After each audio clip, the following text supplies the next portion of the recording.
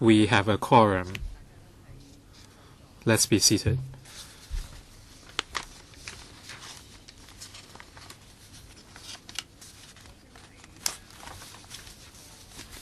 First of all, confirmation of minutes. Minutes of the meeting on the 24th of January has been submitted to members, and the Secretariat did not receive any amendment suggestions from members. So I now invite members to confirm the minutes of the meeting. If not, the minutes are confirmed. And 2 information papers issued since the last meeting. We have 1 information paper which has also been circulated. Barring any objections, let's move on to the items to be discussed next time. And on the 12th of May, there will be a special meeting to take in views on the way forward for the live poultry trade in Hong Kong. It will be an open hearing. Date of the next panel meeting will be on the 13th of June, which is a Tuesday at 2:30 p.m. We have 3 items to be discussed, which are the first 3 items in the list of outstanding items, including public consultation on the proposed regulation of metallic contamination in food, and 2, way forward for the live poultry trade in Hong Kong. Our special meeting next Tuesday would be an open hearing on the consultancy report of the live poultry trade, and on the meeting on the 13th of June, the government will talk about the way forward for the live poultry trade in Hong Kong. The third item on the agenda will be survey results on prices of fresh food items in public markets and other retail outlets.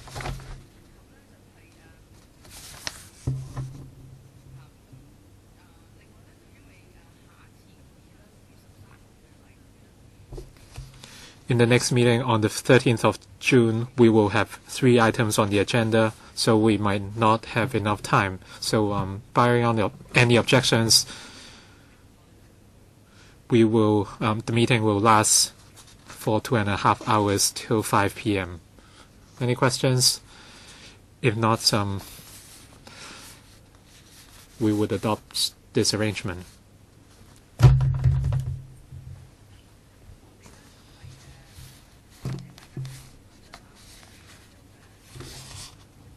Today we have 2 items on the agenda. First, supply of niches and related issues after the enactment of the Private Columbarium Bill. Can we invite the government officials in, please?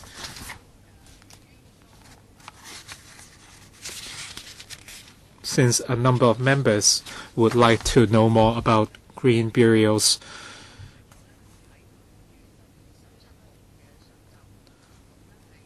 on the 27th of May, the panel will make a visit to the Diamond Hill Gardens of Remembrance, as well as the Chung-hung Chinese Permanent Cemetery Garden of Remembrance.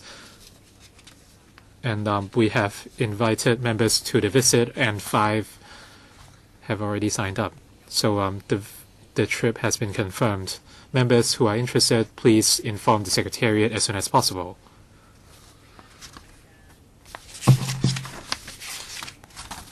Let's welcome the Food and Environmental Hygiene Department, including Ms. Vivian Lau, the Director of FEH. Can Ms. Lau please walk us through the paper, please? Thank you. I'd like to thank LegCo members for their support.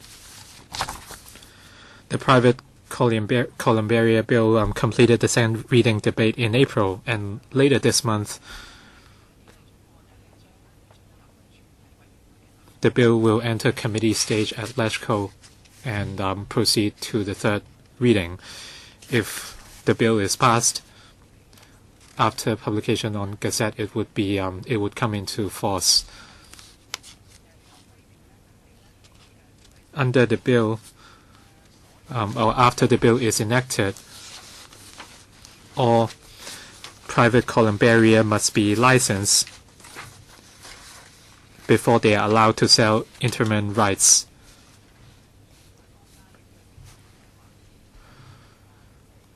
LegCo members and parts of the public had concerns that in the meantime the supply of niches would be affected. We understand members' concerns on this issue, so at the end of March we issued a paper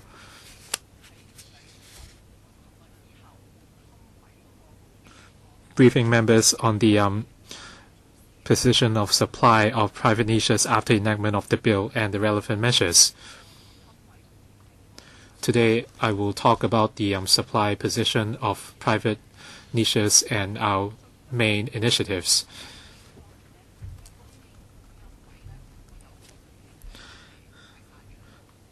All available public niches provided by FEHD have been occupied or sold off. In the next few years, there would be new supply, and in 2019 or by 2019, there will be a major project in Changchun in Tuen Mun, and there will be 160,000 niches, and they would be allocated in phases.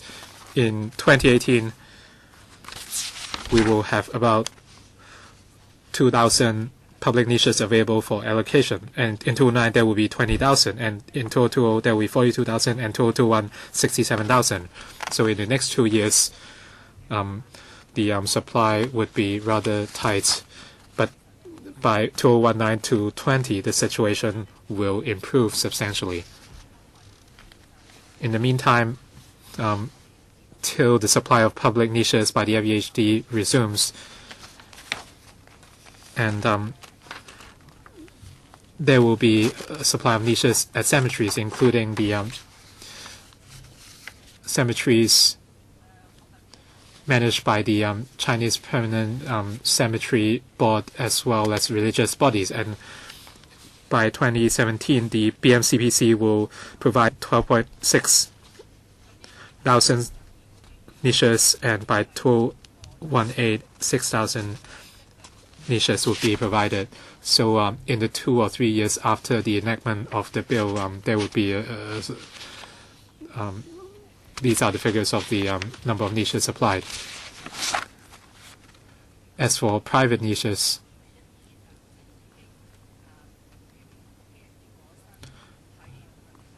for members of the public with deceased family members,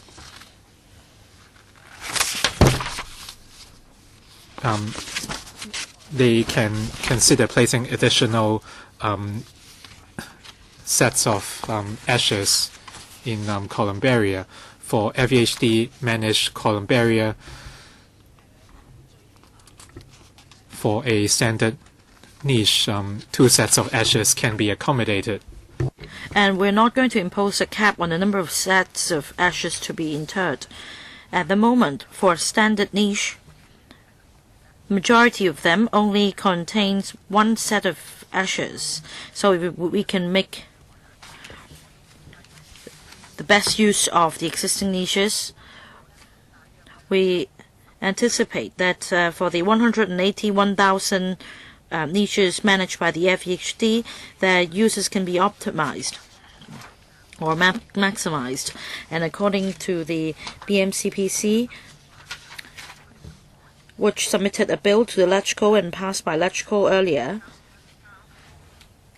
similar measures have been adopted by the BMCPC, and additional sets of ashes have been interred into the existing niches, and they anticipate that about 300,000 urn spaces in the standard niches can be made use of.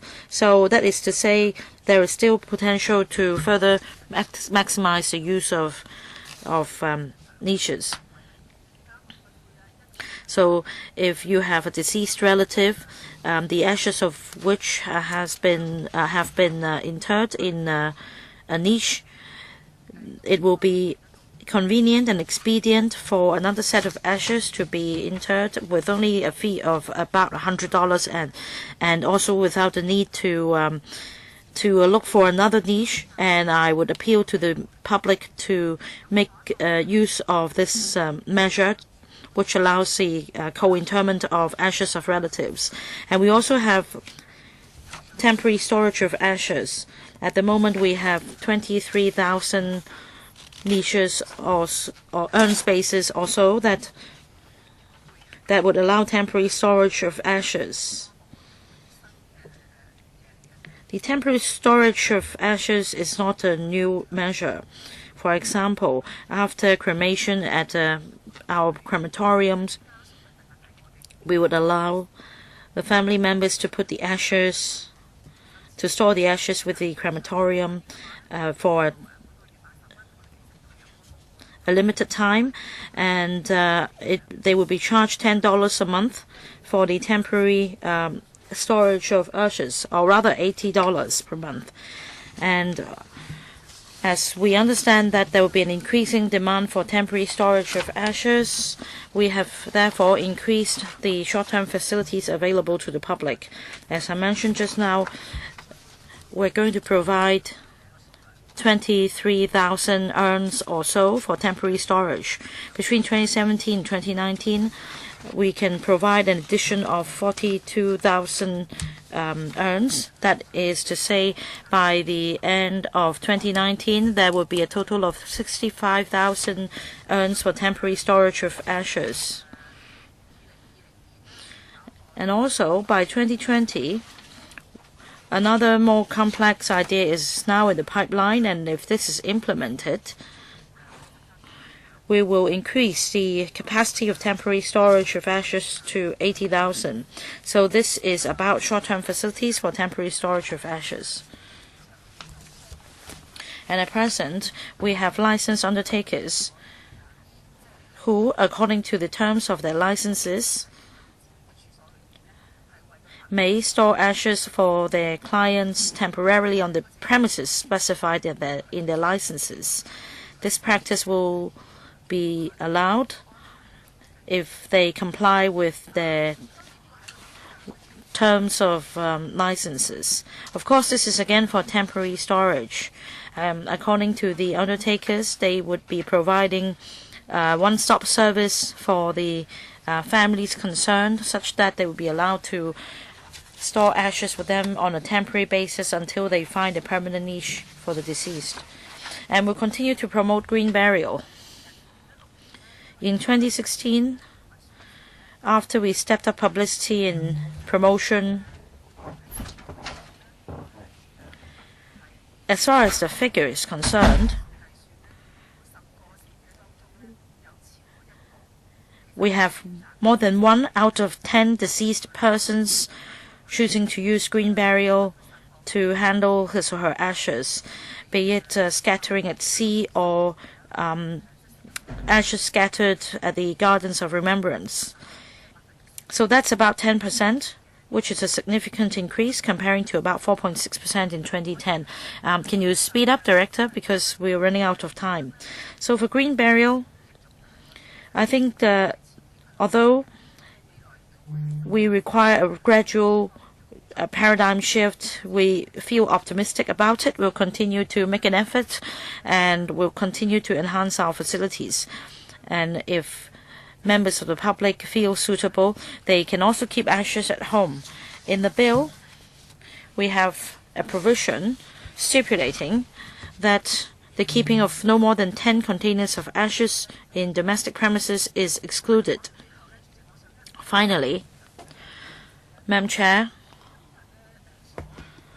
I'd like to emphasize that regarding the focus of the bill, we seek to tackle the long-standing problem. We are not going to underestimate the effort and time required. After the bill is passed, we expect the licensing board to be set up as soon as possible, and the board will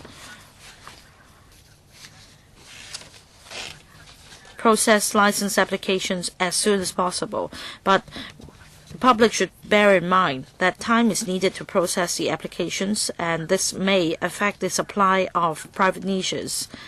We will closely monitor the operation of the legislation, and we will, in a timely manner, brief members of the Legislative Council on any amendment proposal. All right, we have members indicating they wish to ask questions, including Mr. Gary Chan, Mr. Lau Kwok-kin, Dr. Fernando Zhang, Mr. Lau Yip-keung, Mr. Ray Chan, Mr. Leung Chi-chung, and myself. Anyone else? Any other members? If not, then 4 minutes each. Let's start with Mr. Gary Chan. Thank you, Madam Chair. As chairman of the private columbarium bill, of course, I support the regulation of these private columbarium. However, I also understand that for the private columbaria, after gazettal of the bill until they get a license, it will take at least 1 year or 1.5 years. And in the interim, there will not be any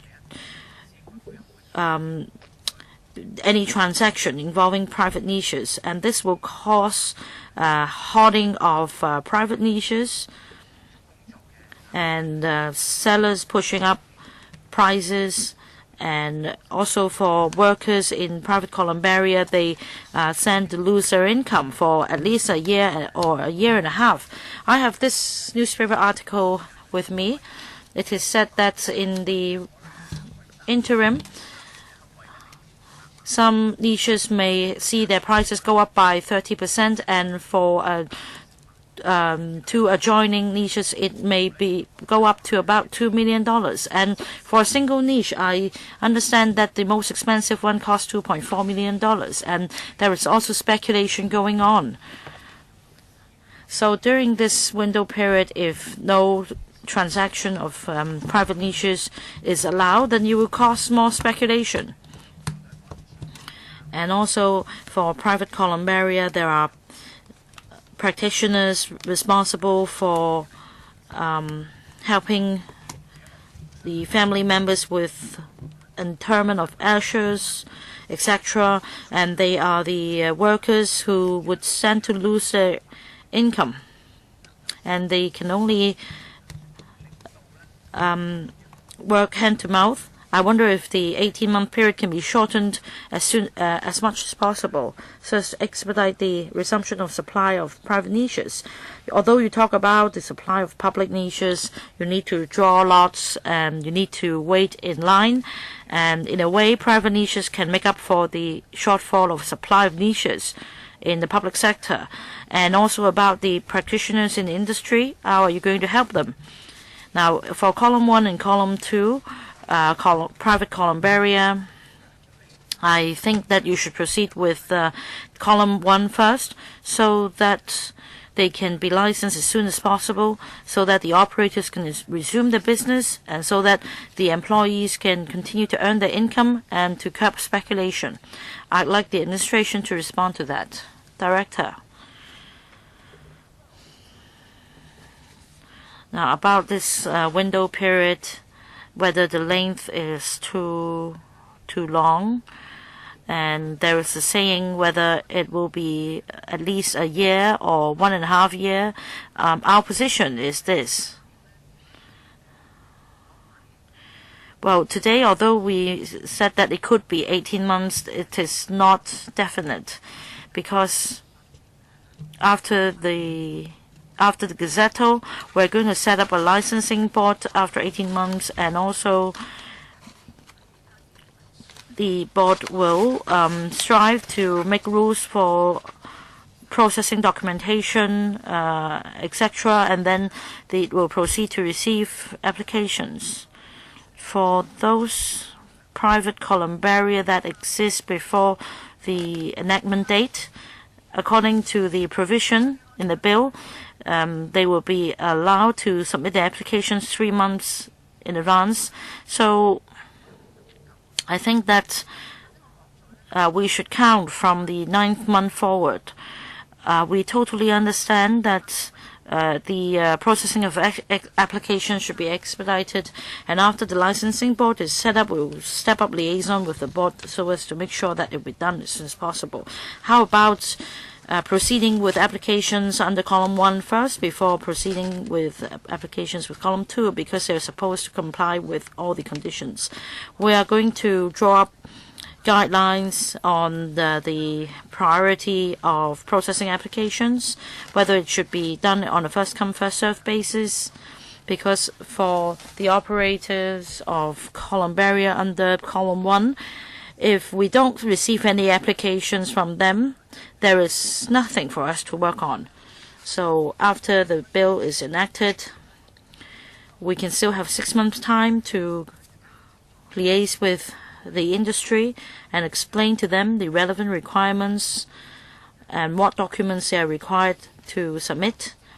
And I think that on the one hand, the administration will expedite the process. The licensing board will announce their procedures as soon as possible. But in fact, for the operators, they can start the preparation right away. For example, if their premises or place of business at the moment is not in compliance with the town planning regulations or the other requirements, they should seek regularization with relevant departments. And this is something that they can do before the bill takes effect. Next, Mr. Lau Kwok-kin. Thank you, Madam Chair. I'm also concerned about this window period after the bill comes into effect. I see that from 2018 to 2021, in the coming 4 years, the estimated minimum number of public niches available for allocation are respectively 2,105, 20,000, 42,000, and 67,000.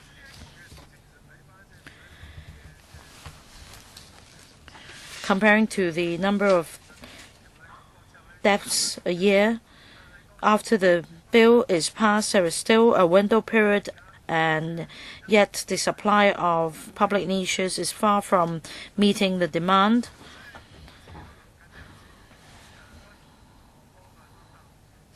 Well, just now the administration already explained that the columbarium operators can start their preparations.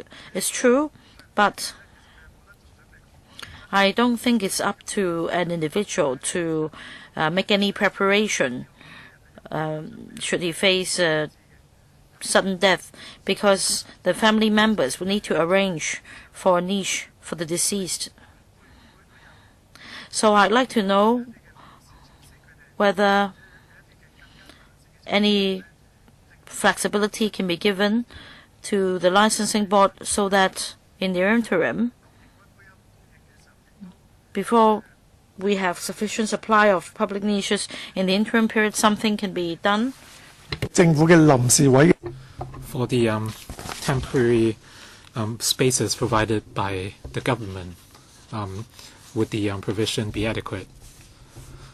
Chairman, as we have explained, due to historical reasons, the supply of public niches had been unsatisfactory.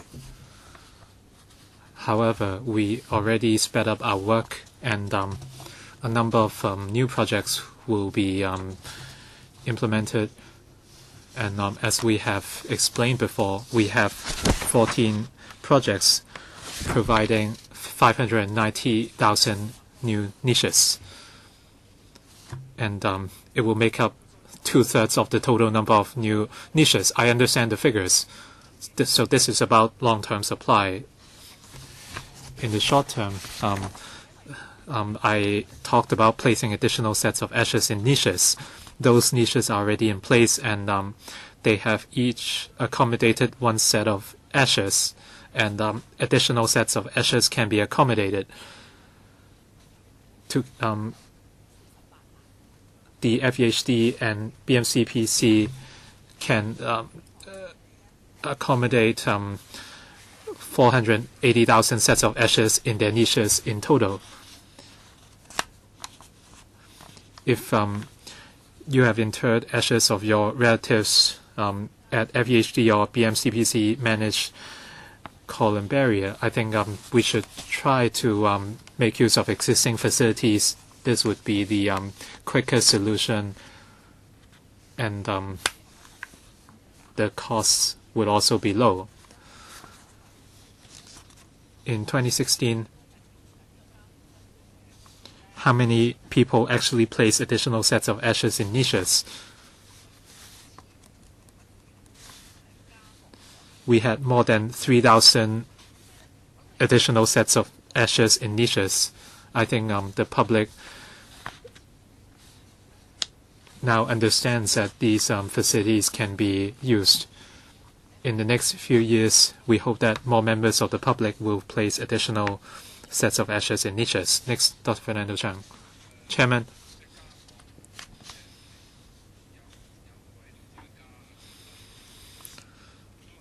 Of course, placing additional sets of ashes would be one way to go, and it should be encouraged.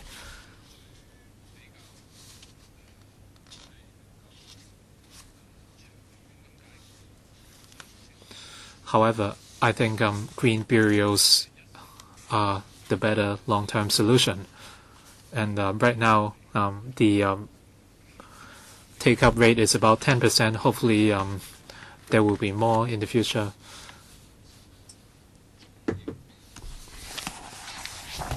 And there will be medium to large-scale columbaria. For example, we have a large one in Tuen Mun. I think these are indeed necessary.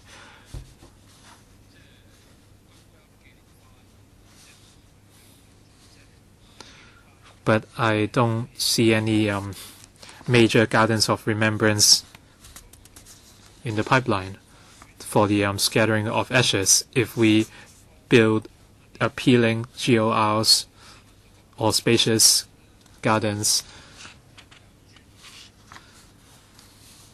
then the public would consider the GORs a dignified way to accommodate the ashes of their family members. If we have decent GORs, then the take-up rate would be higher. The current GORs are very small.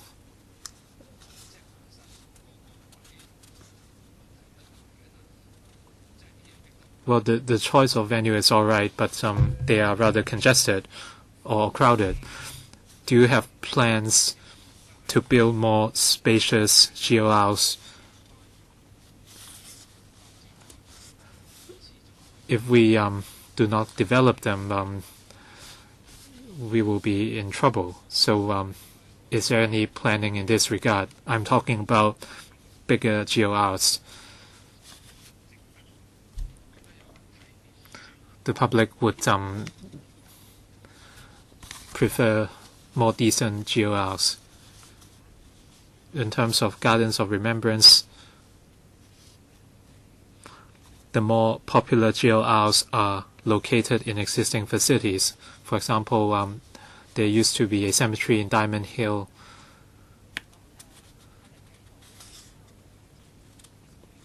And later we started to promote GORs, so we built new gardens in existing facilities.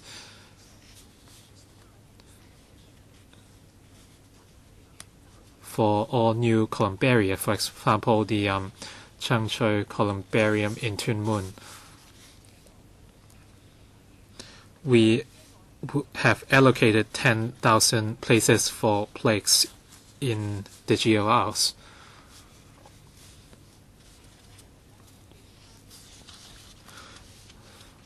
For future projects, starting from the design stage, we will accommodate the GORs.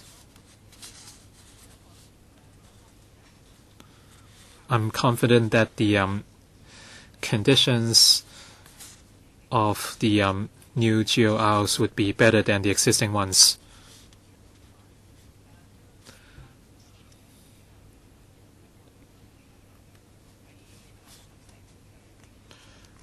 The GOR at Wo Hop Shack is relatively new, and the planning is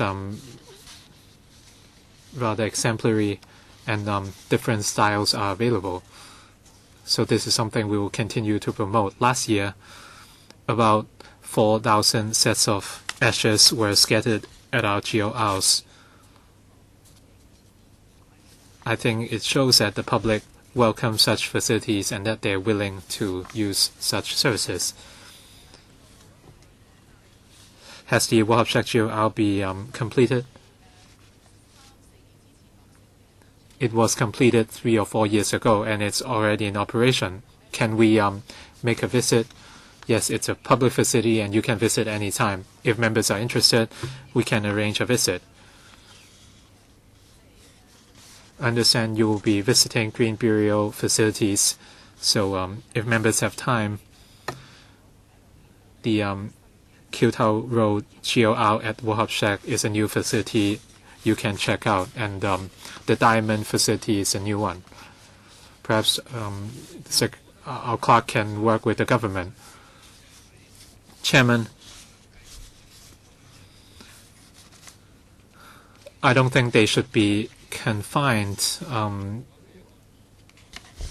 with existing facilities when they build GORs.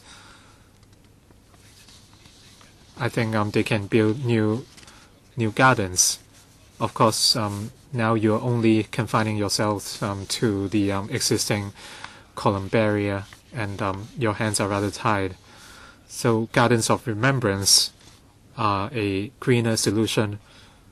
So I think you should build standalone GORs. What Dr. Chung means is that GORs do not have to be attached to existing columbaria.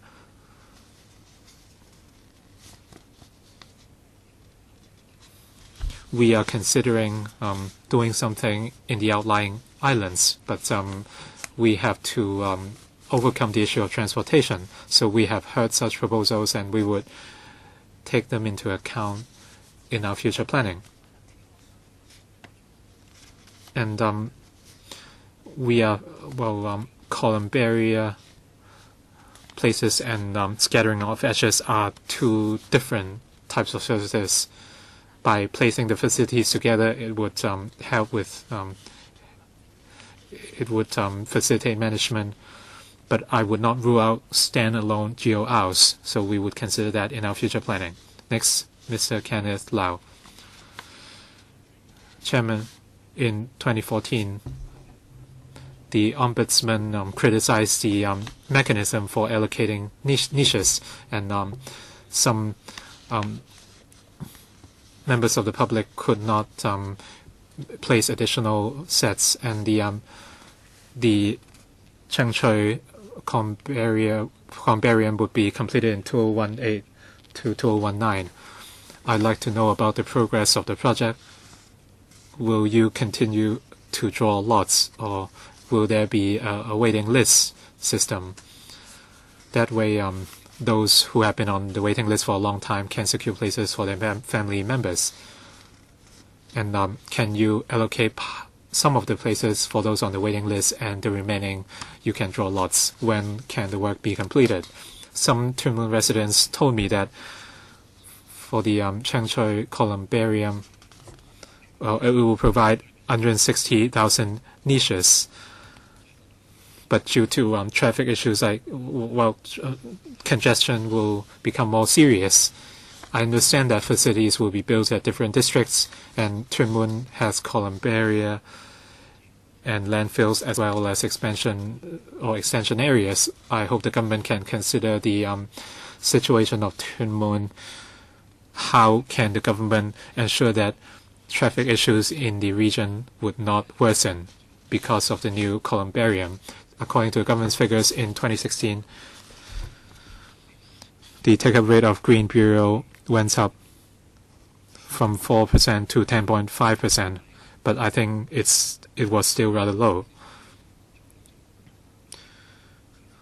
Will the government introduce a pre-registration system for green burials, just like organ donations, so that family members would know the wishes of their family members beforehand.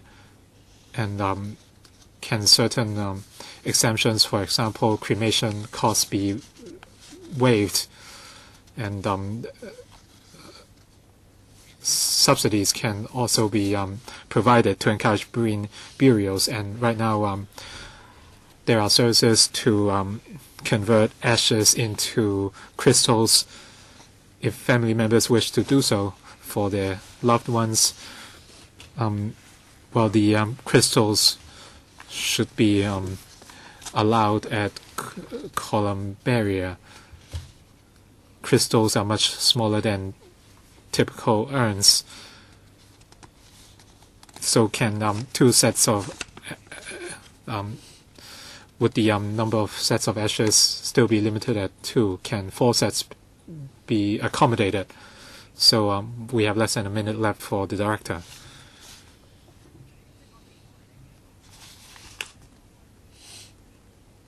For publicly allocated public niches, once the Changchun project is completed, right now the progress has been satisfactory. The columbarium would be completed by the third quarter of 2019.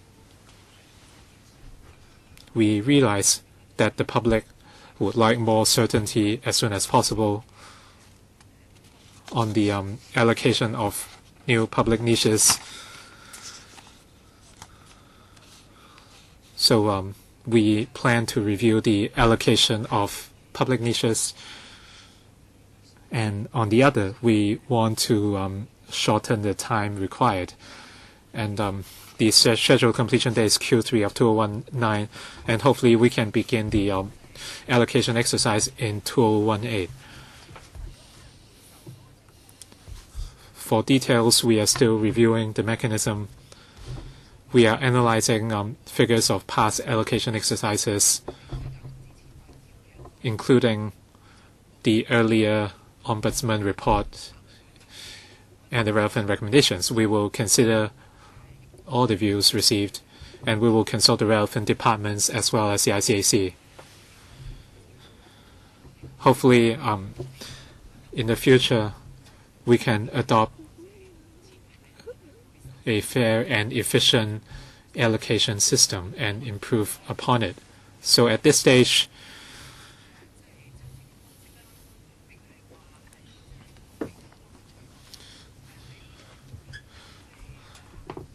in terms of drawing lots or adopting other methods, it's still hard to call at this stage. And by 2018, the FEHD will provide a small number of niches for allocation in smaller projects. For these projects, we will stick with the drawing of lots. For major projects such as Changchun, we will wait till the review is completed before we decide on the methodology. Since time is limited, perhaps I can touch base with Mr. Lau on his question. Next, Mr. Ray Chen, please. Thank you, Madam Chair. Well, today we are here to discuss the matters arising from the issues after enactment of the bill, and we are at the stage of a resumption of second reading debate, and our views are different from the government as far as the eligible persons are concerned. I understand that the government rejects the amendments proposed by me and Dr. Fernando Cheung, and at the end of April, I understand that there was a judgment relating to judicial review case. A senior immigration officer sued the government for not providing the same benefits for the same-sex spouse who registered marriage with him overseas, and in the end the government lost in this judicial review case. The government at the moment is still looking into the judgment and deciding on the way forward, and if the government decides not to lodge an appeal and accept this judgment, I think then the administration should accept Dr. Fernando Cheung's amendments and also other members' amendments.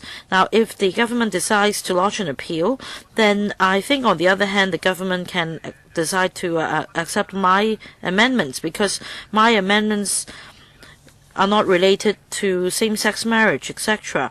I'm just suggesting that they should be put on a par with other family members, save in the situation of a legal dispute.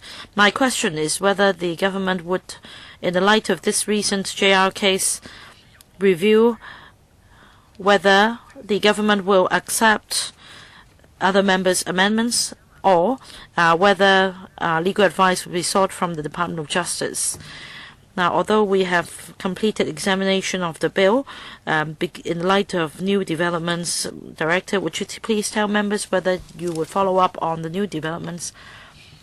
I think in scrutinizing the bill, we already discussed the issues that are close to the heart of Mr. Ray Chan. At that stage, we already expressed our position. We've also made amendments, and as to the case mentioned by Mr. Ray Chan, whether or not an appeal will be lodged, my view is that it will not affect our position in relation to the CSAs to be moved at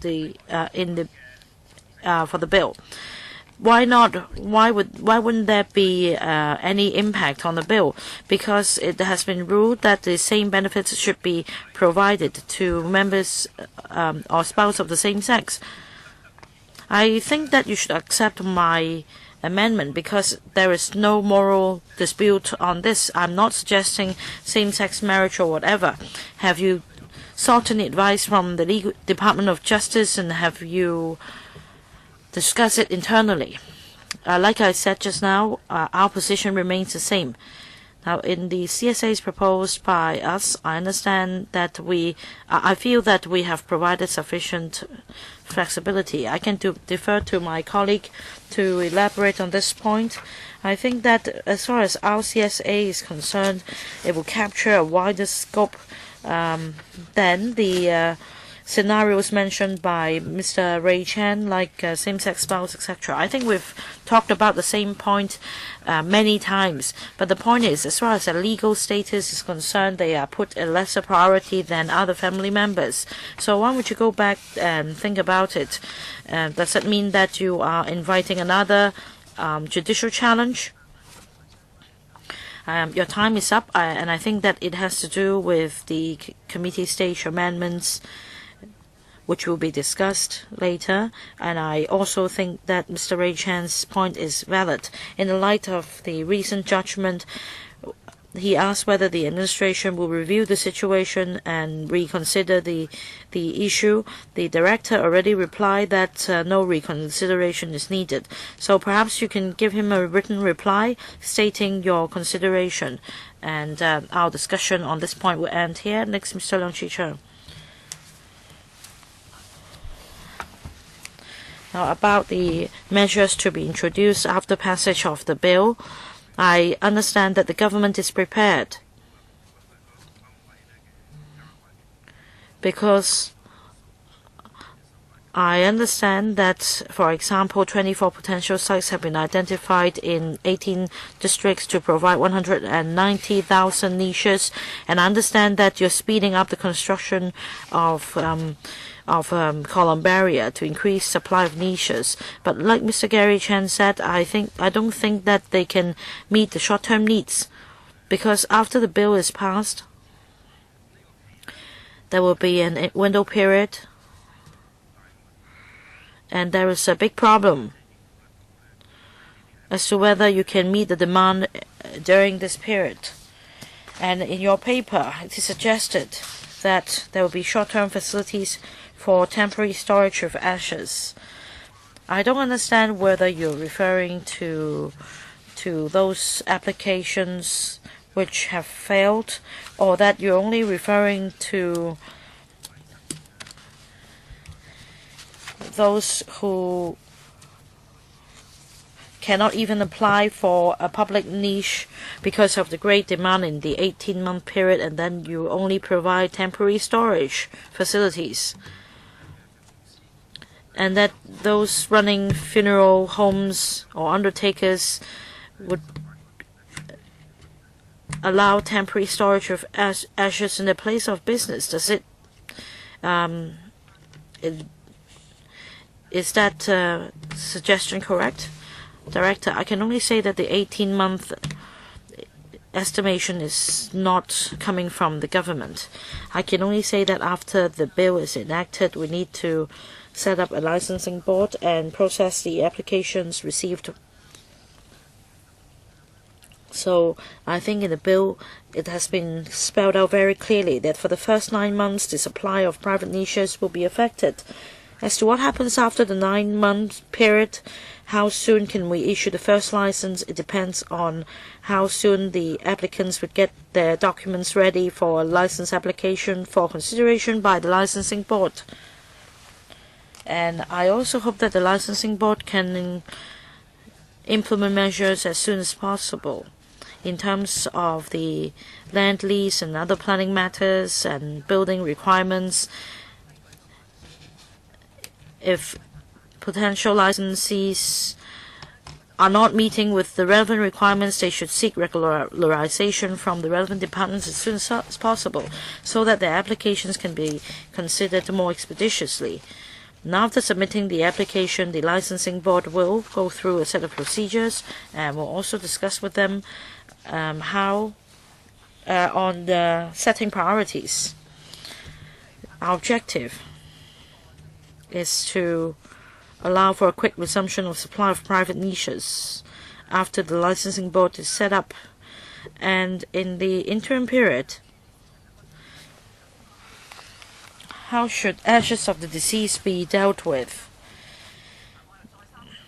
Now, I emphasize once again, as I mentioned in my opening remarks, we can have additional sets of ashes interred in the existing niches.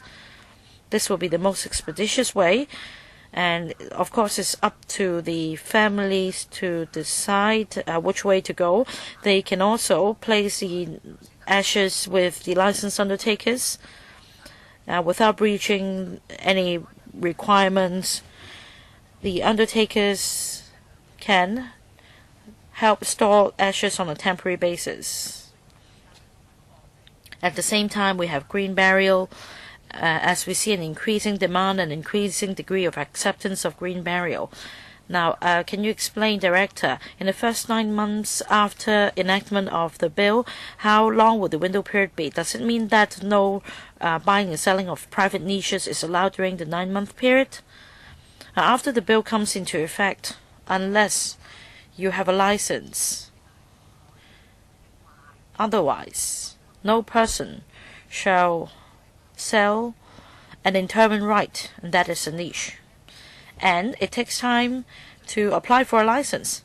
So how soon can one get a license? Like I said just now, if the operator is fully prepared, then in the first 3 months of application period, they can submit the application as soon as possible so that the licensing board can consider the applications as soon as possible. But I cannot say for now which month and which date the licensing board will be able to grant a license. I think the main idea is that the licensing board will be able to work it out more expeditiously. I see that we have 2 more members after my turn, and any other members who would like to speak? Mr. Leung Yu-chung.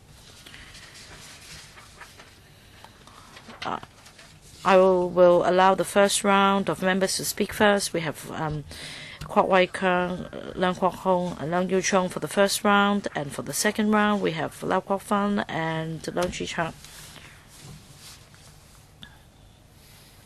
And Stephen Ho as well. First round.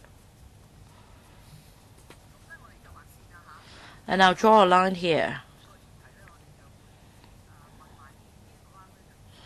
And we'll wrap up the discussion of this item after this round of questions. For the second round, I think I'll only give members 2 minutes each. My turn. About interment of additional sets of ashes, I think that this is an expedient measure, but we need to make good use of it. I think perhaps some members of the public are not aware of this measure. When a family member is deceased, and if they want to apply for an allocation of niche by the FEHT or the BMCBC, then will you inform them of this measure, that if they have an existing niche with the ashes of another deceased family member being interred, they can have an additional set interred? Now, what about land burial? Whether or not it's permanent burial or exhumable lots, is it possible to inter ashes into the lot, or how about exhuming the bones of the deceased buried, and also for the interment of ashes of the other deceased? Optimizing the use of existing niches. Well, you mentioned that the public may not be highly aware of this new measure, and that is why in 2014 we have relaxed the definition of close relative. So as long as the family member suggested that the person is a close relative, we will try to be as flexible as possible. We will try to do away with the hurdle.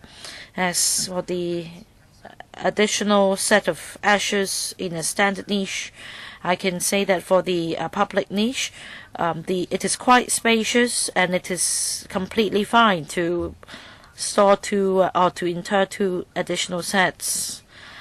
My question is, the public may not understand that according to the existing legislation, they can allow for another set of ashes. And the point is whether you have told them this piece of information. Starting from 2014, we have had APIs on radio, and we are thinking about enhancing publicity and dissemination of information in this regard. Well, as far as balloting is concerned, we do not have new niches for sale at the moment, but we make use of different channels such as funeral homes, undertakers, crematoriums. We try to explain the new measure to relatives as soon as possible, and we also have a pamphlet explaining the matter with a dedicated topic on this measure. What about land burial? Can you allow for interment of additional ashes? In terms of policy, the government doesn't encourage burials. What about the existing burials?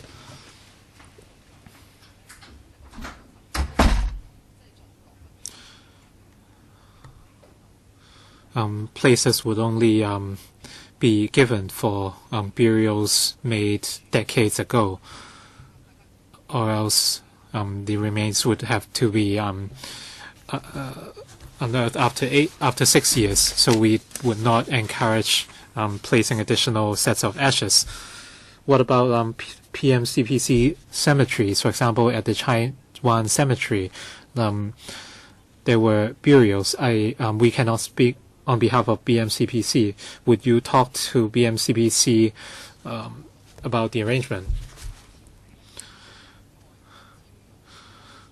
The presumption is that on the presumption that no additional resources are given, I think we can consider that. Mr. Kwok Wai-keung. Thank you. The private column barrier bill should have been passed last year, but due to filibustering, there was a 1-year delay.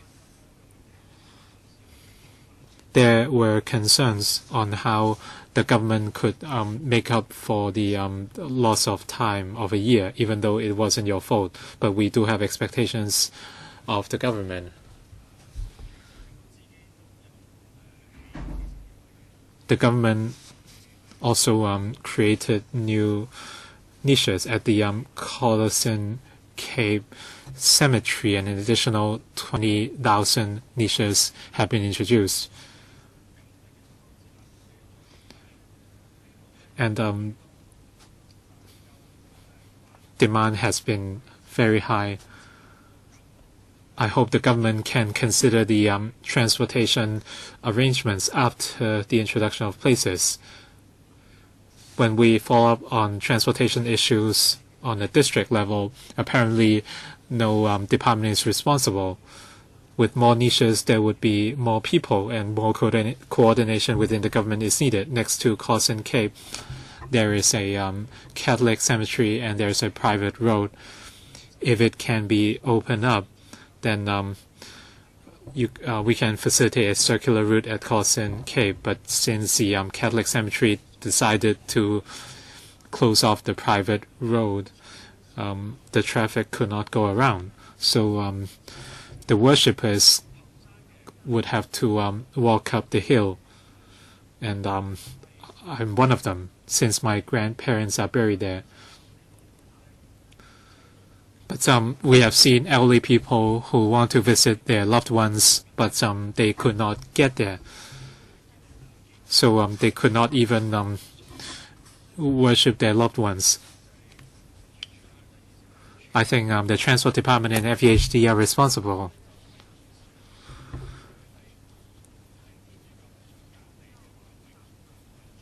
The Home Affairs Bureau is involved in the management of the private road next to the Catholic cemetery. So can the three authorities work together to work on this issue, which has stalked residents of the Eastern District as well as worshippers? You should not throw the problem around. I've been working on this with Mr. Wong Kwok-kin for years, and a lot of residents have sought help from us.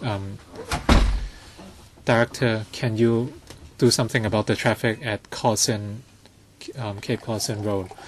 I'd like to thank the Eastern District Council for their long-standing support at the Collison Cape site for the new niches. We do realize that transportation is a major issue, so this will be our priority in planning.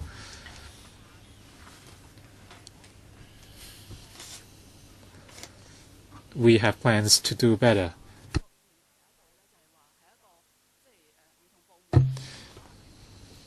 Mr. Kwok mentioned different departments or bodies or the relevant facilities, including the private road. Can it be open up to the public? This would require negotiations. I think the premise is transportation and flow of people. I think, well, the BMC PC chairman, in other words, our secretary, is willing to shoulder part of the cost, but the Catholic cemetery has been very stubborn, and they have been going back on their words. I think the director has heard that. Hopefully you can conduct some negotiations. Mr. Leung Kwok-hung.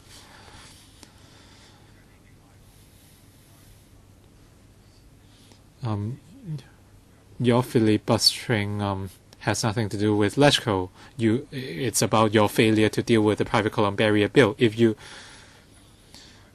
focus on Cheng Choi and Wo Hap Shek, the distribution, the focus was very uneven, and in Kwok Wai-keung's constituency, there are traffic problems, and at Cheng Choi and Wo Hap Shek, at Cheng Choi, it's full of trash.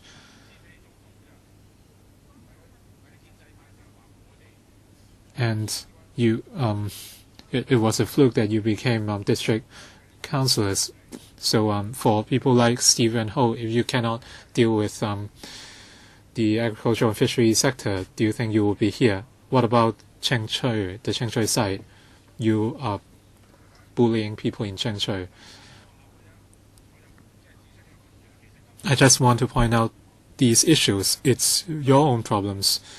And Mr. Donald Chang said there would be column barrier at all districts, but it was an empty promise. That's what he proposed. And the pro-establishment camp allowed him to become chief executive, and they tried to protect him when he was accused of corruptions. So this is just infuriating. Ms. Lau, when you responded to Mr. Ray Chan, you tried to mislead us. He asked whether you consulted the DOJ on the latest judgment of the case. You said no, and you said you amended the CSAs and it was already adequate. So can you tell us whether you did consult the DOJ? And secondly,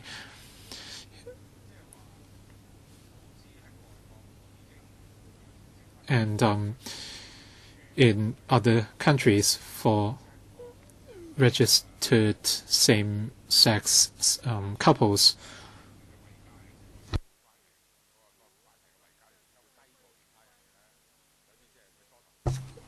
why would the priority be lower than other relatives? You did not answer that.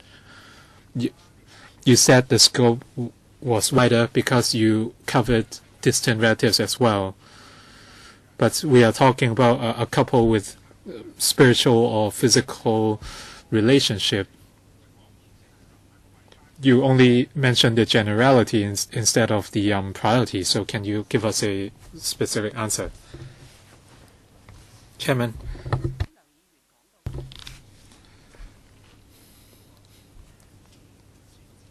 Mr. Leung talked about the site of Columbia.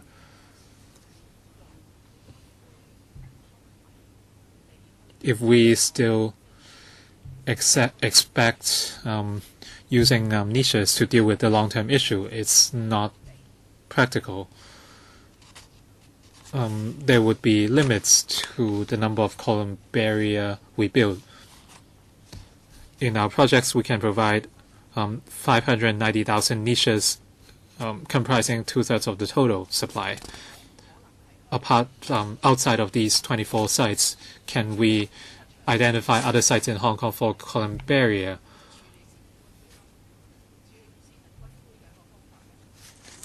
The sustainable way forward would be green burials. Mr. Leung talked about the same-sex marriage mentioned by Mr. Ray Chan, as well as same-sex partners. And he talked about their priorities.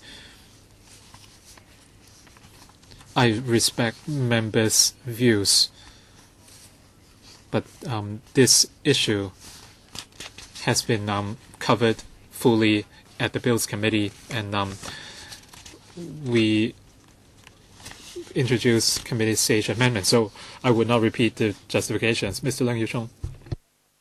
Chairman.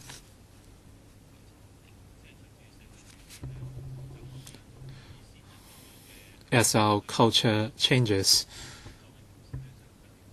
in the past, burials were the norm, and now cremation is the majority, and we have 93% cremation and only 7% in burials, and the take-up rate of green burials has also increased in recent years. So this is a healthy trend indeed.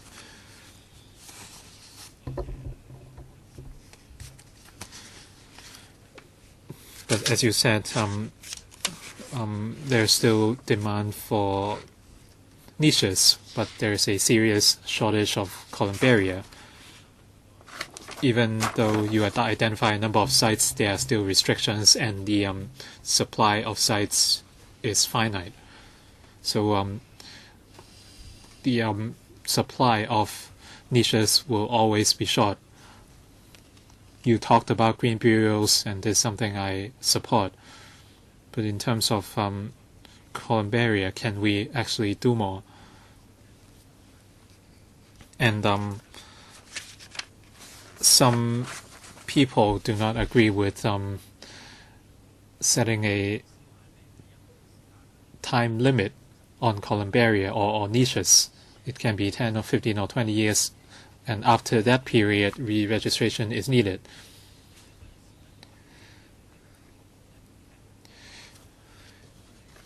If not, it will be assumed that the niche is no longer needed. We should work on that, or else we can never fulfill the demand, and people would pass away all the time. I asked your colleagues before, and they said there are objections from the society, but I think our culture has changed. In the past, cremation was not popular, but now it's common for burials, and the remains would have to be unearthed after 6 to 7 years or exhumed. I think we should introduce a re-registration regime. Chairman, I'd like to thank Mr. Leung for his comments. And this was echoed by the Audit Commission in an earlier audit report. For new niches, would we have to charge an annual fee or specify a time limit?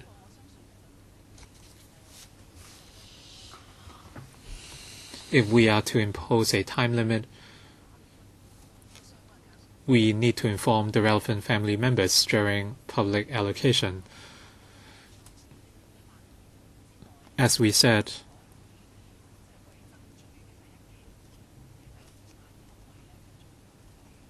we hope to allocate the 20,000 niches by 2019 at the Chengchoi Cemetery Phase 1. Should we introduce terms to specify time limits of use after the Chengchoi site? We will consider that, and we will also consult different stakeholders. If we have such provisions in place, the initial time period might be longer. So for the first 10 or 20 years, usage would be allowed, but after 20 years or so, certain procedures would be imposed. For example, charges would be levied. So we would know whether the niches are still being used or worshipped. If we cannot get in touch with the family members after some time,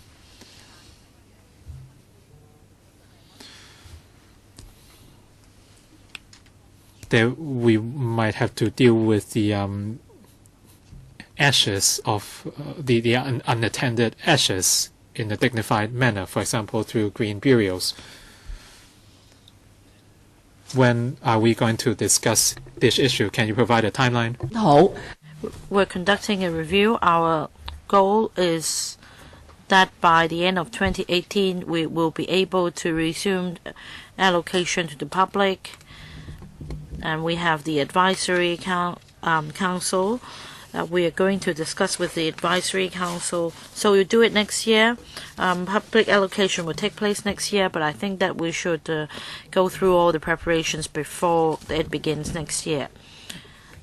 Mr. Stephen Ho, I welcome the director's response just now. I think that all our problems stem from the scarcity of resources. Otherwise, we wouldn't have had to amend the private columbarium ordinance.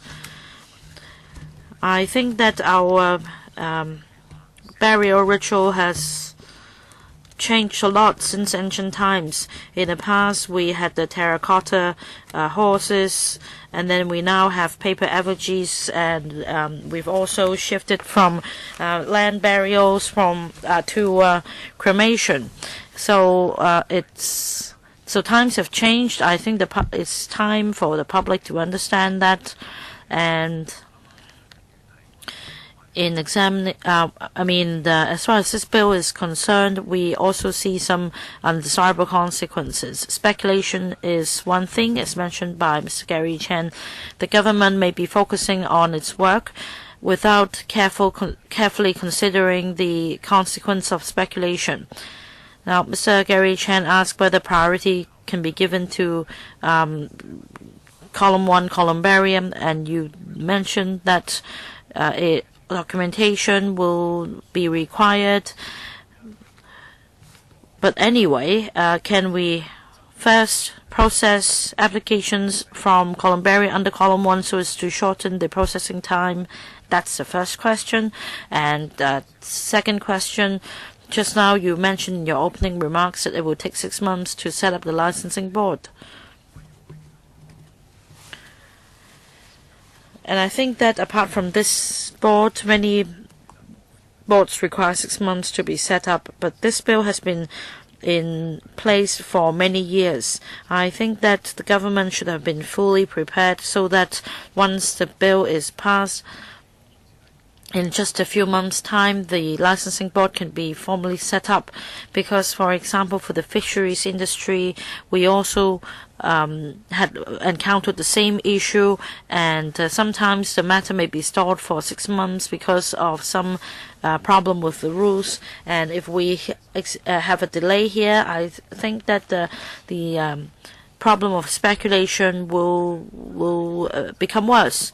And I also like to know more about your manpower situation. What is the size of establishment?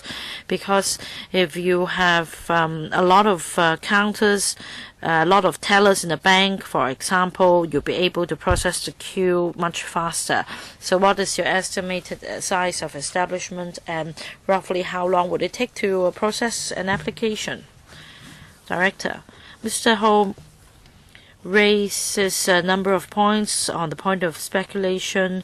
On the 18th of June 2014, after the bill was gazetted, the administration did a lot to educate the public and also to protect consumers' rights.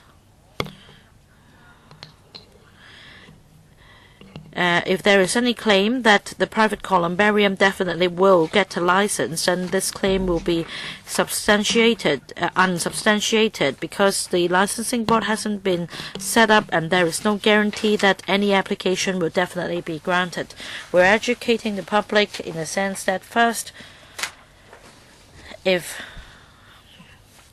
members of the public would like to opt for interment of ashes in a niche, then we need to understand that first of all, the supply of public niche is still in shortage, but we're catching up with increased supply. So I think consumers should think carefully whether they should go for a very expensive niche with against the backdrop of increased supply, and also about the time needed for setting up the licensing board. It's not just about preparing for the setting up of the licensing board, but also time is needed for us to discuss all the internal procedures, the standards to follow in processing applications in the future, and also guidelines to follow. And also, if we are to issue circulars to the industry for the application matters, then we need to discuss these matters, and we do have a team ready to discuss these issues. And once the appointment of members to the board is ready, we will immediately submit documents for discussion, because they will need to give their consent to how the applications are to be processed. On giving priority to column 1 or column 2 columbaria, I think that we should give sufficient flexibility for the licensing board to consider. But I trust that in according priority to applications, the licensing board will give paramount consideration to public interest. And I think that if the cases can ensure a quick resumption of supply of private niches, the licensing board will give priority to considering these cases. In terms of our establishment, we are going to have 54 staff members, and I thank the Legislative Council for your endorsement, because after the bill is passed, Grade B Directorate grade post would be created for limited time of 5 years to lead the group. I don't ask for a response, Madam Chair. I just want to point out that I'm not suggesting that you haven't made any preparation at all for the setting up of the licensing board. But in the fisheries industry, we thought to set up an appeal board, and then the matter was stalled. I think that they will strive to set up the board as soon as possible. We need to keep watch of the time. I need to cut members short in the second round. Just 1 minute. Mr. Lau Kwok-kin followed by Mr. Leung Chi-chung. We need to move on to another item. I don't know whether this question has been asked. I was in the other room in another meeting, and after the bill was passed, it is said that you will look into this matter about drawing lots. It is often said that because we have a shortage in the supply of public niches, then one is held hostage to fortune. Sometimes they would be allocated a lot the first time, and sometimes some families may need to participate in the drawing of lots a lot of times. They may closely monitor the result on the internet, and still they don't get one.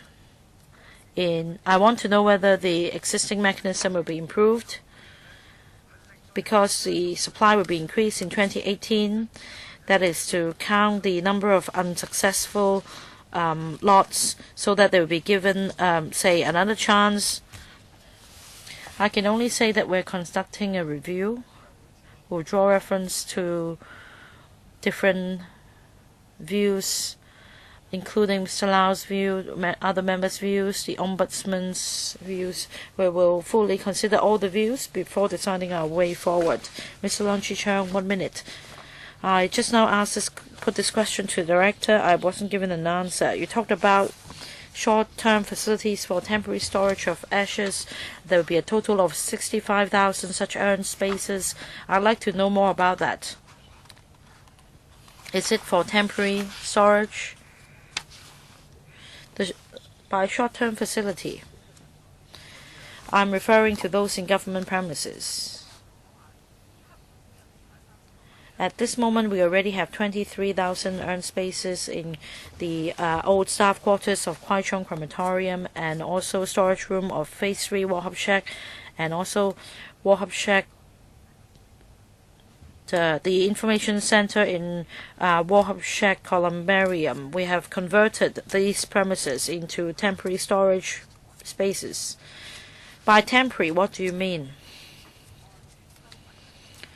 There will be a monthly charge on the users, because after cremation, if the family members do not wish to take back the ashes, they can place the ashes with the crematorium for free for the first 2 months. Afterwards, they can also continue to store ashes there, but this is not the option chosen by a lot of consumers. I think the point is, unlike a columbarium, where inside you see niches for the interment of ashes, we only have storage space in lockers, and I hope everybody will understand that it is great responsibility for us in the case of theft or mixing up of ashes. All right, that wraps up the discussion of this item. I thank the Director and her team. For the next item, we are behind schedule already. We should be discussing the implementation of the Food Safety Ordinance. Would the Secretariat please invite the administration in?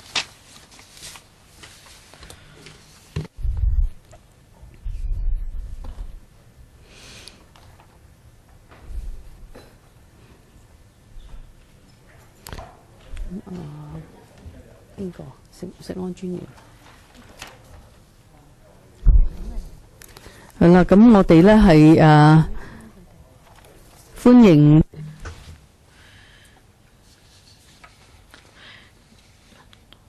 Let me welcome from the administration. For this item, Dr. Gloria Tam, Controller, Center for Food Safety, and also from the Food and Health Bureau, we have Mr. Ricky Chan, Principal Assistant Secretary, and also from the FVHD, Center for Food Safety Assistant Director, Dr. Sarah Choi. We need to keep watch of the time. Dr. Tam, would you please very briefly go through the paper, go through the salient points for us, and before I open the floor for discussion. I will defer to Dr. Choi. Thank you. I understand I need to be brief, and in relation to the implementation of the Food Safety Ordinance, I think that members here are very familiar with the topic. I will very briefly give you an update on the number of registered users and our inspection record. Just an update from our previous briefing for members. I think members also understand that the Food Safety Ordinance objective is to enhance our food tracing mechanism in two components, and that is we have a registration scheme for food importers and food distributors, and we also have a requirement for food traders to maintain proper transaction records. So these are the two main components of the ordinance. For food importers and food distributors, they are required to be registered. The registration will be valid for 3 years, and each renewal will also be valid for another 3 years. And after receiving all the information from them, we have a performance pledge to complete the registration in 7 days so as to facilitate the trade. As at the 31st of December 2016, we have 20,495 food importers and food distributors registered, including 11,276 food importers and 9,219 food distributors. As for food traders, they are required to maintain transaction records. The ordinance requires food traders to keep transaction records for the importation, acquisition, and supply by wholesale of food in Hong Kong.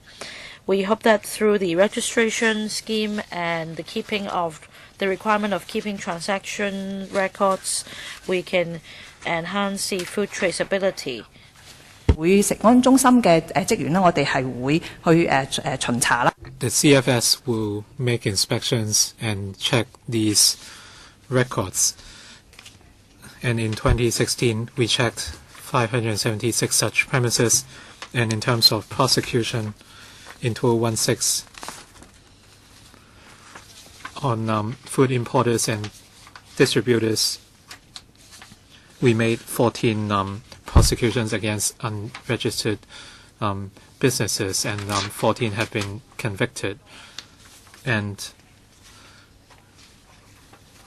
we would like to hand over to members if they have any comments or questions. Thank you very much, Dr. Choi.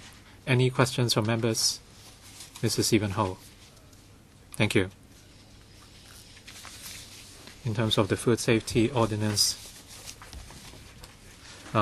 we are looking at CAP 132 CM. A vegetable trader approached me, and they set up a cooperation house, and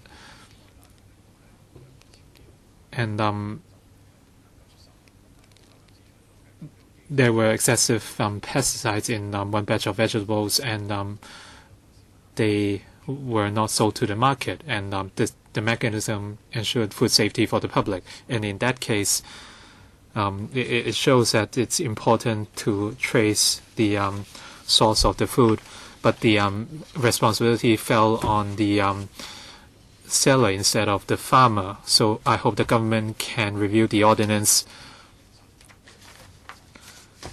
so that the responsibility of food safety should fall on the source provider, and the seller merely transported the vegetables from different farmers to the market, and they are unable to check the pesticide levels. So the seller should not be held liable because these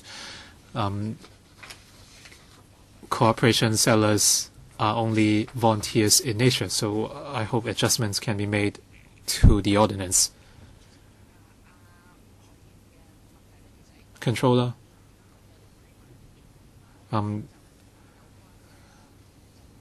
Mr. Ho's views have been relayed, and we consulted the DOJ on this case. And we withdrew our charges on this case, and we will pay attention to such cases in the future. I think you should make adjustments to the ordinance, and that would save a lot of effort for you, or else you might face some further complaints in the future. Chairman,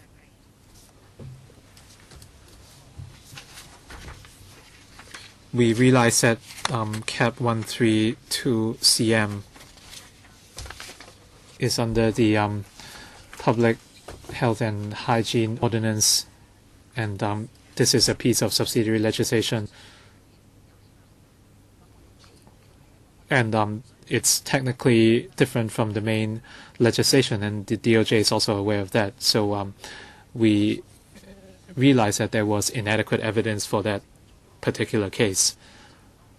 And in terms of pesticide or residual pesticides, we promised LegCo and the public that when needed, we will make adjustments. When in our next review, we will consider such experience. We welcome the government's efforts. But before we have amendments, these problems would still spring up. So hopefully the government can introduce administrative arrangements, or else a lot of farmers will be very worried. It has been included in our regular inspection guidelines. Mr. Tommy Chung, Chairman, I'd like to follow up on Mr. Stephen Ho's case. You chose not to prosecute the seller, but for the vegetable farmers, well, if it's a Hong Kong or local farmer, would you prosecute them? But if the farmer is from the mainland, you cannot make charges against them. Whether or not we charge the farmers, they should still be held responsible. And the seller could not test the vegetables for pesticides. So at the end, would anyone be held accountable? If not, I think we need to amend the legislation as soon as possible to plug the loopholes. If we are looking at mainland farmers, how can we follow up on the cases? If we do not prosecute or penalize them, can we introduce certain penalties?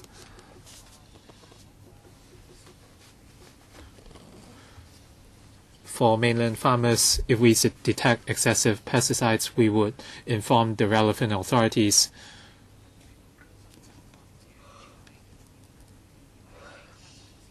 And for incidents from the Pearl River Delta, we'll get in touch with the Guangdong, Shenzhen, and Zhuhai authorities, and generally the relevant authorities would stop the supply of vegetables from the problematic mainland farms until the reasons are identified. And once these problems are identified, supply would resume gradually. That's the general approach. For local farmers,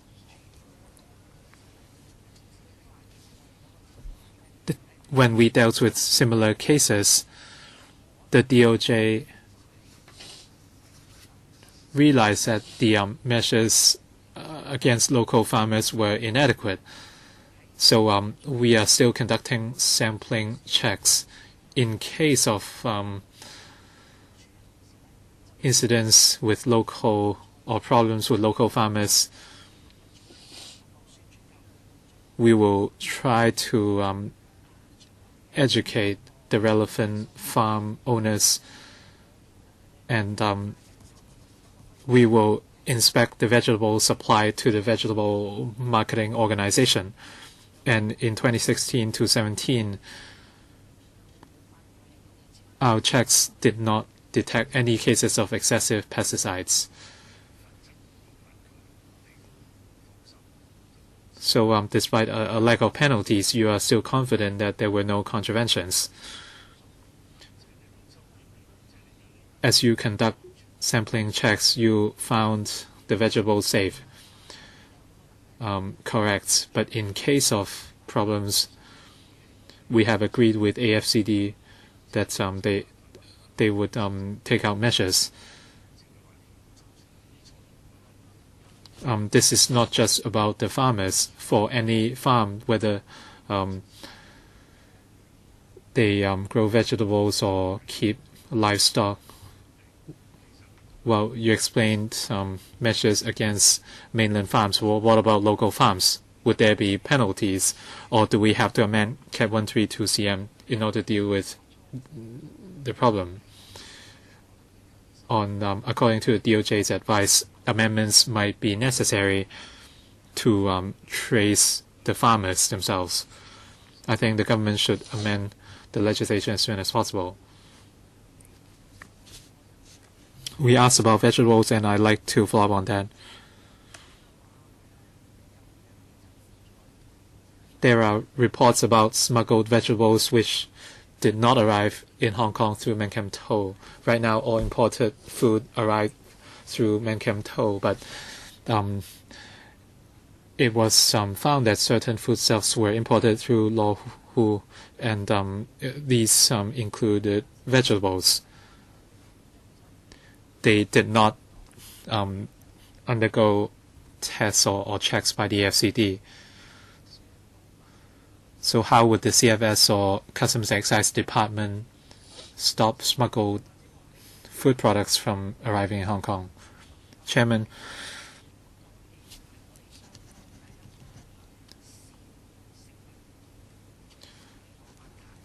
Mankamto is the agreed channel between Hong Kong and the mainland for fresh produce.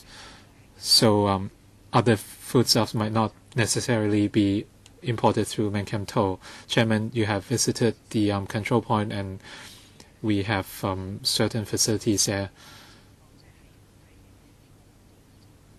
There were media reports that some tourists might bring vegetables across the border at Lo Hu. I think that's within the ambit of the Customs and Excise Department, and smuggled products were defined as undeclared goods, so the CNED would take the lead. In case of suspicion, they would do their work, and we would follow up on the issue of food safety. So does it mean you are passive? If the Customs and Excise Department does not act, would you do anything? You cannot say it's passive. The penalties for smuggling would be much heavier. So the heavier penalties would always prevail when we work with other departments, and they would subsequently pass us the cases. And since the pesticides regulation was introduced in August 2014, we have conducted joint operations with the CNED, and we have received more than 30 referrals, and we have received more than 100 samples. Apart from the first few months after enactment in 2014, in 2016 to 17, of the 100 samples, we only found only one of them was substandard. In the beginning, the number of contraventions was quite alarming. In 2014, there were 14 substandard samples, and after that 17. So for foodstuff arriving illegally via Law Wu, would they not be illegal? If visitors bring foodstuff, including vegetables, across the border, if the food is found to be substandard according to the schedules under CAP 132 CEM, if the levels are not excessive, then it would not be illegal. So this is a legal loophole, because they can surpass your testing mechanism. They can bypass the CFS mechanism.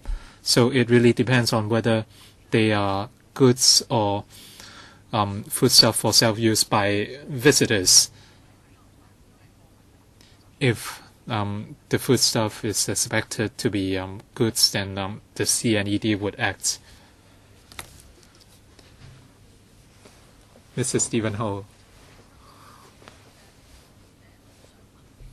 Anyone else for the first round? If not, we'll hand over to Mr. Stephen Ho. 我哋俾3分鐘。係，其實我 3 minutes. My name is Stephen Ho. I've said that quite a few times this term already. Mr. Tommy Chung asked a question. I hope the government can be careful with their words. Well, farmers face different scenarios, sometimes due to pollution, for example, water and air pollution, or contamination by pesticides. The residual pesticide level might be affected. So hopefully the government can do a better job in checks on vegetables. The top priority or the ultimate target should be ensuring food safety. We have to investigate whether the contravention was inadvertent or not. If it's intentional, then we, of course, must be stringent. So we hope the government can consider different factors. 黃主席呢 Just now, Madam Chair, you talked about food entering our territory, and I think that I frequent the BCPs like Shangshui more than you do, and I grew up in a public house in the state, and the housewives tend to buy groceries from the mainland because they're cheaper, and they may buy vegetables and other groceries for a few days' supply, and that may cause the problem mentioned. So apart from vegetables, we also have formula milk and Yakult drinks. Can you say that they are breaching the law as well? I agree that about the smuggling of vegetables, they should be combated. Even if they go through the legitimate channel, the so-called direct sale vegetables, I think that they are in breach of our food safety system, and I think that something should be done to improve the situation.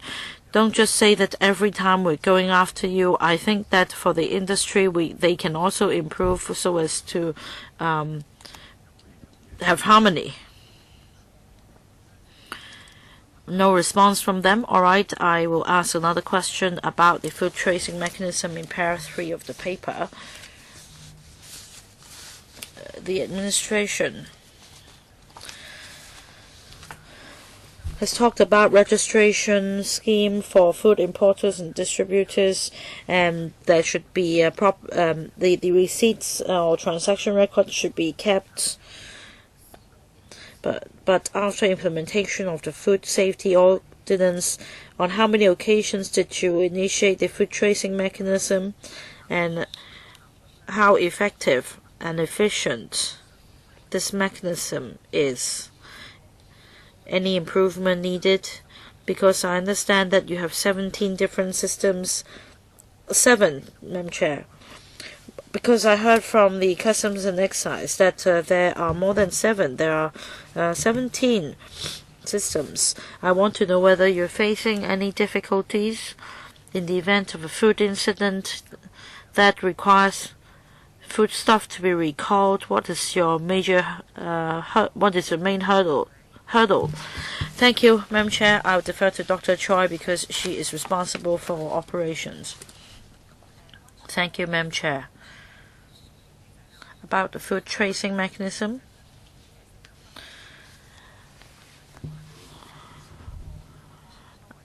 Well, my understanding of Madam Chair's question is that the food tracing mechanism is divided into 2 aspects, and indeed we have set up a mechanism. At the time when food is imported or distributed, they must keep record of the food obtained.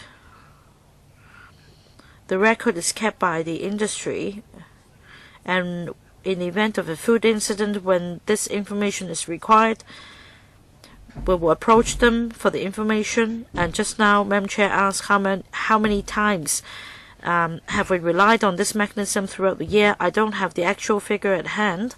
I can only tell members that there could be a food incident any time. So we often make use of this mechanism, and this food safety ordinance has been implemented for a number of years, and I think that we're happy with the compliance situation. But in different incidents, different information may be required, and the details required may be different. They may be keeping records but these records may not contain the details we need in that particular food incident, and we may require extra information from them. Another point mentioned by Madam Chair is this.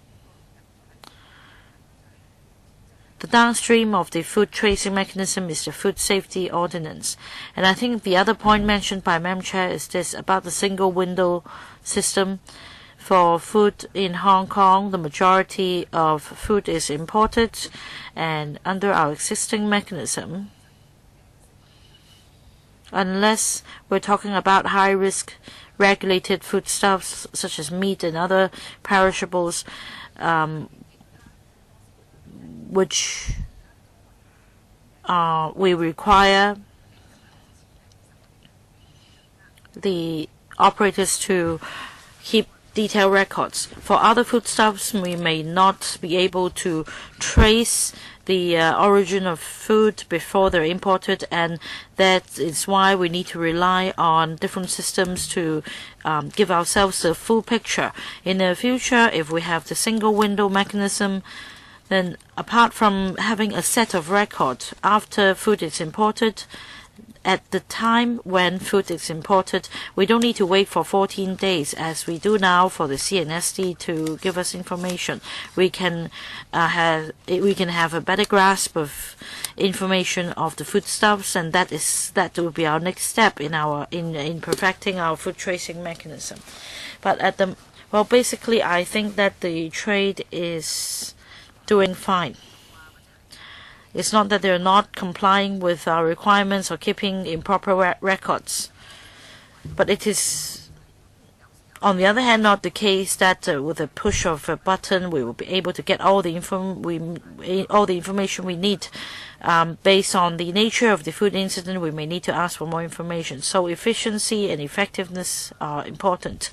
Next, Dr. Pierre Chan, Mr. Leung Kwok-kin. Any other members who would like to ask questions on food safety?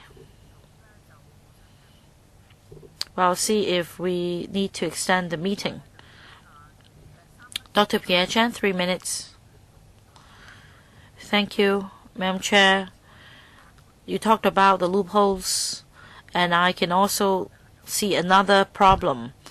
We have foodstuffs purchased through the internet, and in your paper you talked about physical retailers.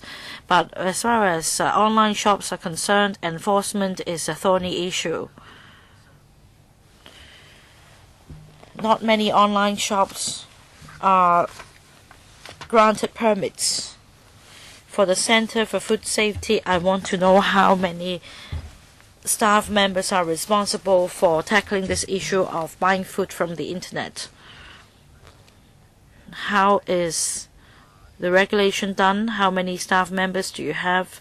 And throughout the year, approximately how many complaints, cases of investigations or prosecution have you encountered? Because in the past we encountered food poisoning incidents stemming from online purchase of food. Dr. Choi. Thank you, Dr. Chan, for your question. I think Dr. Chan was referring to the licensing of food shops online for selling controlled foodstuffs. I think this is under the purview of the FEHD. As far as purchasing food from the internet, on the one hand, under the food surveillance program, apart from physical retail, food retail outlets and markets where we take food samples, we also have inspectors.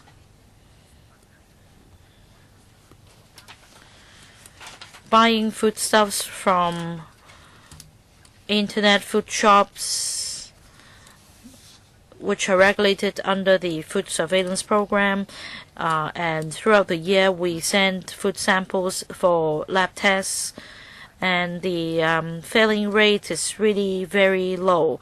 I think the latest episode, as Dr. Chan may recall, was that we bought a pre-packaged roasted beef from an online shop with the listed bacteria, but apart from that, the passing rate is close to 99%. Apart from that, every year we would also inspect the records kept by the trade, and every year we would inspect about 500 such outlets, and our effort also includes the checking of records by online shops. How many staff members are responsible for that? We have not clear delineation of work in this regard in the Center for Food Safety. We do not have this breakdown. Next, Mr. Leung Kwok-kin.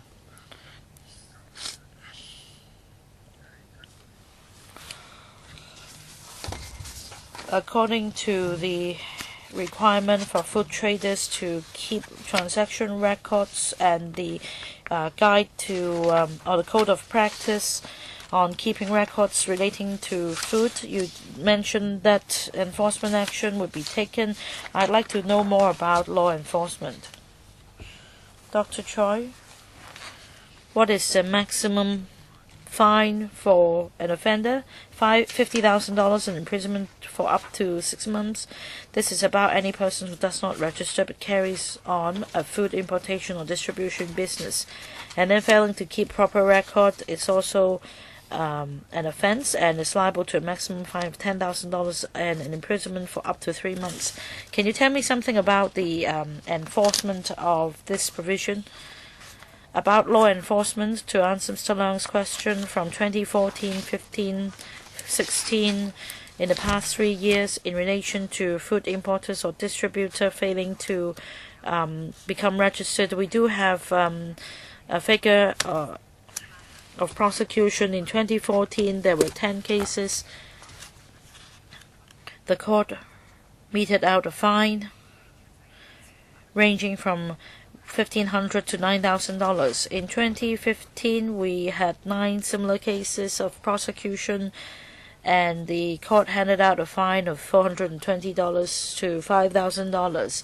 In 2016, there were 14 cases, but these were cases initiated in 2016, 10 of which were convicted with a fine ranging from $500 to $10,000.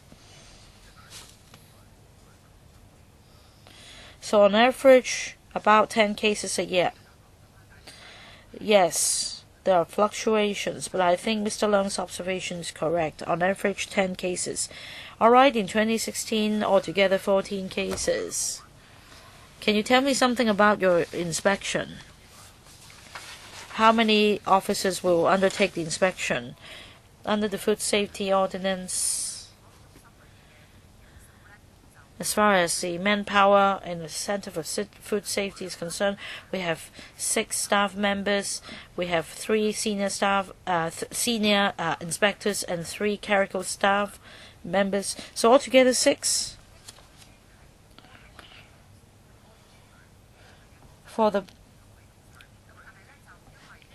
the post created in relation to food safety altogether, there are these 6 staff members, but the director can delegate its responsibility to other officers.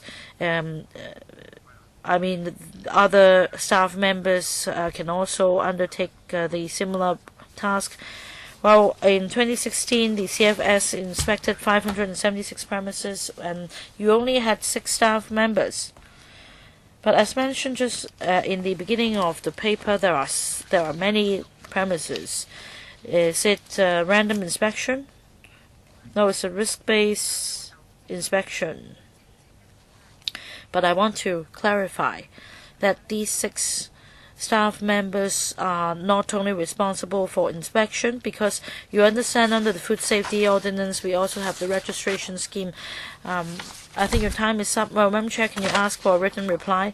Yes, I think Mr. Leung and other members would like to know more about this. Yes, in 2014, how many staff members undertook inspection of how many premises, and the outcome of your enforcement action? Can you give us a written reply?